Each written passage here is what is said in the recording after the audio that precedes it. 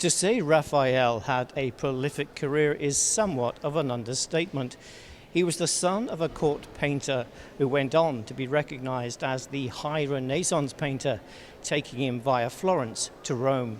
In a brief career spanning just 2 decades, Raffaello Santi shaped the course of Western culture like few artists before or since. The exhibition's curator says Raphael is primarily known as a painter and secondarily as a draftsman, but he had other strings to his bow.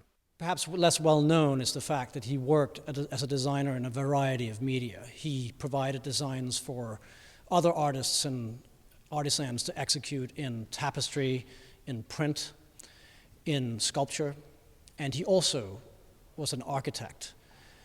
In addition to that, he was an archaeologist, an early archaeologist, an art theorist. Raphael's father had a painter's workshop, and it's believed that's where he trained early on. But his father died when he was 11, 3 years after he lost his mother. Raphael took over the family workshop. The level of work he was providing at a young age was astounding. I mean, he was already in his late teens and around age 20 providing designs for much older, accomplished artists to execute. Most notably, perhaps, is Pinturicchio, for whom he provided several designs for decoration in Siena.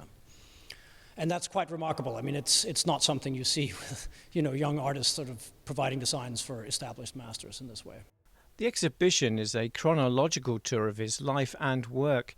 He realized he needed to go to Florence to further his learning. He looked to the example of Leonardo da Vinci, who was there, and of Michelangelo, the young Michelangelo. Both older than him, of course. I mean, Leonardo was really, a generation older, and Michelangelo was about a decade older than he was.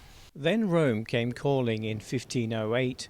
Raphael was part of a project to decorate the Pope's apartments in the Apostolic Palace. One of the works he painted there just behind me in reproduction, the School of Athens, which is his most famous work, and perhaps the one that best summarizes Raphael's sensibility and ambition.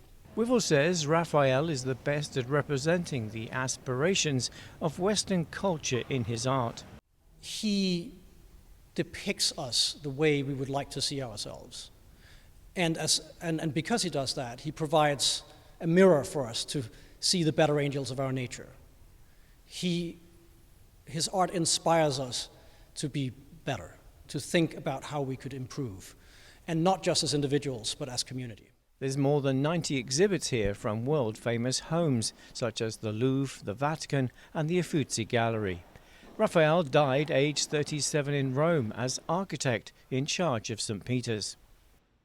If you've never seen Raphael's work up close or appreciated his influence across various media, now is your chance. The exhibition runs until July 31st near Woodrow, NTD News, London.